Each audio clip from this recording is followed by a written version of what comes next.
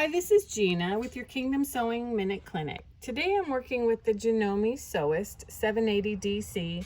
This is a nice computerized machine. Most of your computerized machines have what we call a darning stitch. So we're looking at stitch number 22, which is a great stitch for making repairs, particularly if you have little ones that tend to tear their jeans or pants.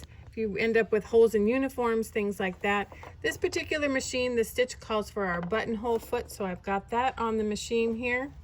I'm going to go ahead and line my fabric up underneath where I want to be stitching. Lower down my foot. In this case, we're going to use our reverse key to set the length of the stitch, so I'm going to slowly start backwards. Once I get the length I need, I'm going to stop, touch my reverse, and then I can continue on. And you'll notice that with this stitch, the needle moves over just slightly to the right with each pass.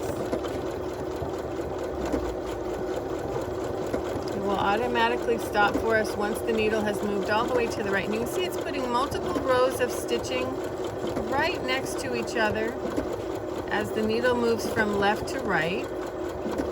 If your stitch is longer, or I'm sorry, if your tear is longer than the width of this particular stitch, we can just move the foot over and do the next section here. Let me pull that out so you can see.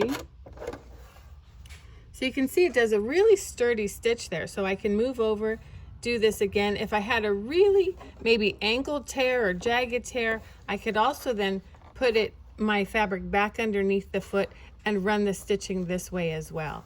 So you can see that's going to give us a good solid, I can't even pull that, a good solid repair there on our jeans.